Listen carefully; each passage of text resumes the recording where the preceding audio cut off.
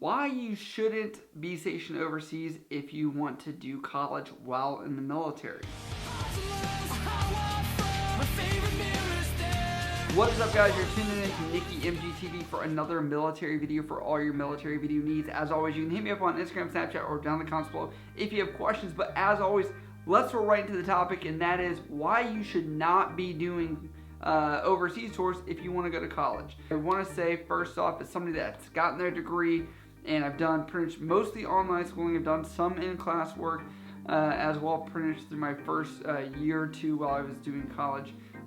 Coming overseas made me revert to more online classes, but that was because I was overseas, and I don't think many people talk about this, but let's dive into it. So when you are overseas, you have things like University of Maryland, University College, or UMUC. You've got Texas Central College. You got all these colleges that are on the base that hold classes, but these will be very entry-level courses. So if you are a person that has had zero college, it may not affect you as much to come overseas, do your English 101, 102, do your basic history class, maybe take a language, all the very basic stuff that doesn't require any science or math. There are some science and math classes, but for people that are looking to do a more heavy focused math or science base, this is actually going to hinder you from usually being able to pursue your degree, because a lot of places that are looking for those math or sciences want them in person and will not accept online. And before everyone white knights that this school or that school does that, I'm saying this is a very overgeneralized idea. If you find a program that accepts your online chemistry or anatomy and physiology, awesome. But for the most people that are out there, and out of my almost 11 years of experience, this becomes more of a hassle than what it should be, and it's one thing that people don't account for when they're coming overseas. And this has actually altered my course path as far as my career, going to healthcare admin and stuff like that, and finding that to not waste my time while I was in Spain or now while I'm here in Japan was like, I need to get a degree and progress myself in something. I don't want to say, oh, well, I just can't do this math or science, so I'm just going to not do any school. So that's what's pushed me to be in the field of healthcare administrator, because I think it will help.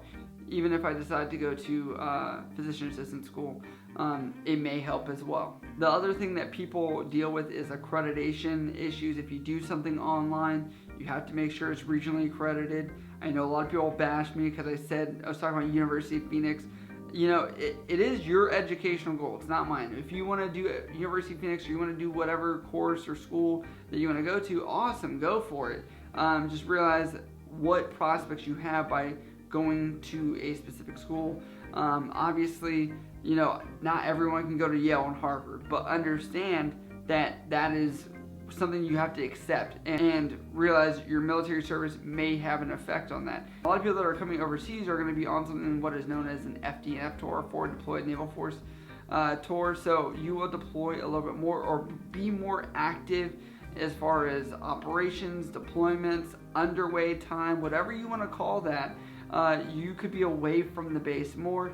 There are some ships that offer NC PACE courses, which that's a very minimal option. Again, it's for the very basics of like English classes and psychology and sociology from my experience. And if there is some math or science on there, awesome. But I'll say, again, this channel is from my experience.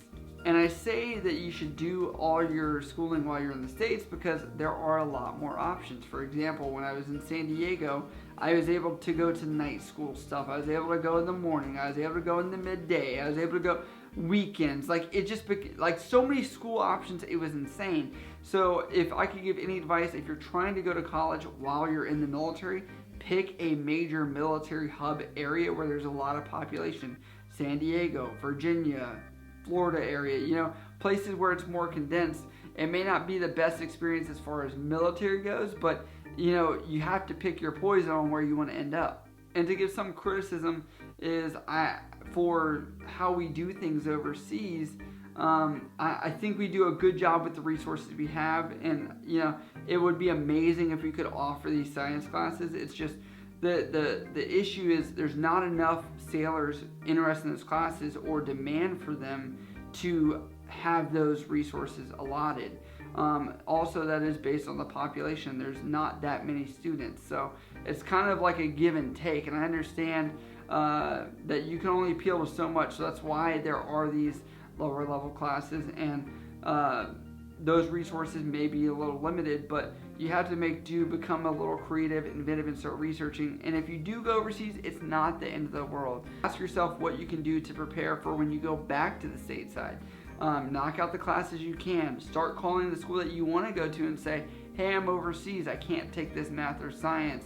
Is there anything I can do if I go to this school or that school? Because realistically, what you're asking is, will these credits transfer over to that school, again, because of regional accreditation? So if you have any questions about this, please let me know. I want to drive this home. I know a lot of people are joining for college, so if you do have questions about the military, going to college, how to obtain your degree while you're in the military, let me know. You can always hit me up on Instagram, Snapchat, or down in the comments below. I love you guys. I'll see you next time.